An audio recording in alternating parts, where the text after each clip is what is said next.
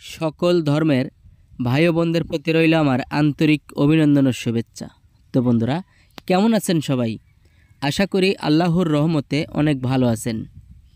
তো বন্ধুরা, আজকের ভিডিওটি আমি ওই সকল ভাইদেরকে বলবো যারা বলেন যে আমি স্ত্রীকে খুশি রাখতে পারি না, খুশি করতে পারি না।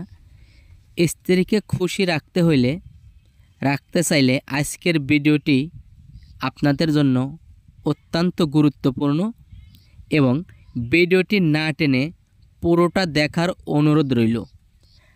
আজকে আমি এমন একটি গাছ নিয়ে আপনাদের সামনে হাজির হয়েছি, আপনি এই গাছের উপকারিতার কথা জানলে আপনি অনেক খুশি হবেন, যে উপকার আপনি লাখ টাকা খরচ করেও অনেক সময় পান না।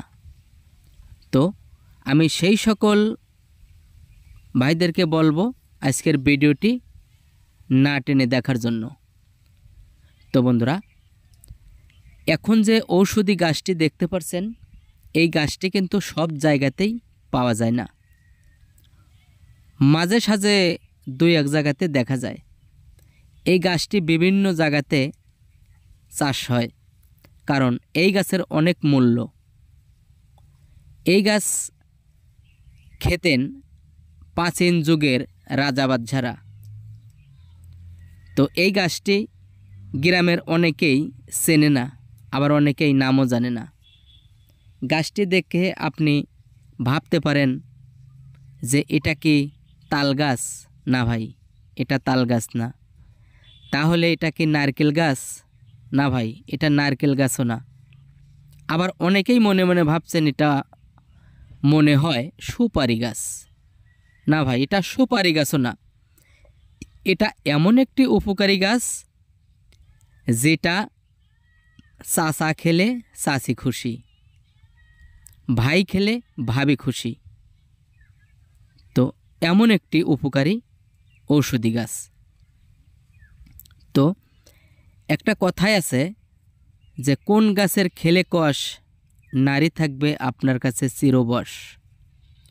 ভাই, আপনার মেশিন যদি হয় লুসুর ফুসুর, আপনার স্ত্রী অন্যর সাথে করবে ফুসুর ফুসুর। তাই এই ফুসুর ফুসুর করাতে বন্ধ করতে চাইলে আজকের ভিডিওটি আপনাদের জন্য অত্যন্ত গুরুত্বপূর্ণ। তো বন্ধুরা, এই গাছটি আপনি হাট বাজারে বাইনেতির দোকানেও পেয়ে যাবেন। আবার অনেকেরই দেখা যায় বাড়ির আশেপাশেও হাতের নাগালেই পেয়ে যাবেন। তো যাদের বাড়ির কাছে আছে তাদের তো আর কিনতে হবে না, আর যাদের বাড়ির আশেপাশে নেই তাদেরকে অবশ্যই এটা বাইনেতির দোকান থেকে কিনে আনতে হবে। তো এই গাছটি ব্যবহারে আপনি যে উপকার পাবেন এবং কোন নিয়মে ব্যবহার করবেন, আমি আপনাদেরকে নিয়মটি জানিয়ে দেব। তো নিয়মটি জানার আগে আমি অনুরোধ করব, যারা এখনও আমার চ্যানেলটি সাবস্ক্রাইব করেননি, চ্যানেলটি সাবস্ক্রাইব করে বেল বাটনটি বাজিয়ে রাখুন। পরবর্তীতে আপনি নতুন নতুন ঔষধি গাছের ভিডিও পেয়ে যাবেন, যে সকল ভিডিও থেকে আপনি অনেক কিছু জানতে পারবেন, শিখতে পারবেন এবং আপনার একটু উপকার হবে। আমি সেই ধরনের কিছু বিভিন্ন ধরনের জংলার ঔষধি গাছ নিয়ে গবেষণা করে কোন গাছে কি উপকার, কোন গাছ কোন নিয়মে আপনাকে ব্যবহার করতে হবে এবং কোন গাছের কি নাম, আমি আপনাদেরকে ভালো একটু পরামর্শ দিয়ে থাকি।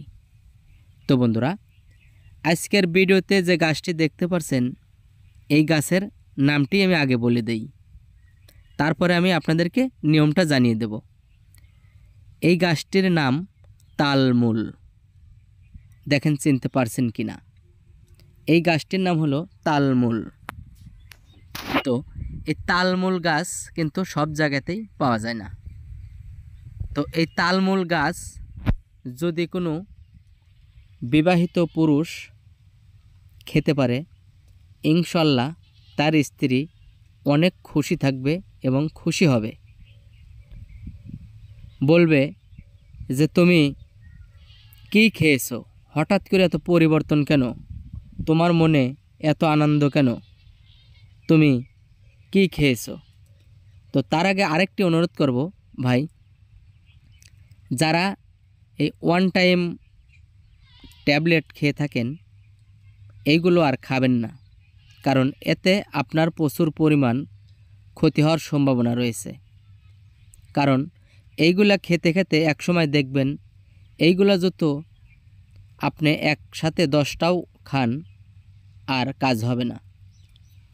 তাই এইগুলো থেকে আপনারা বিরত থাকুন। আপনাদের শরীরে সমস্যা হলে, দুর্বলতা বোধ করলে আপনারা ভালো জিনিসপাতি খান। যেমন আপনি বিশেষ করে শাকসবজি পরিমাণটা বেশি খাবেন। শাকসবজিতে রয়েছে প্রচুর পরিমাণ vitamin, vitamin A, B, C, D, বিভিন্ন ধরনের ভিটামিন, আয়রন প্রচুর পরিমাণে রয়েছে শাকসবজির ভিতরে।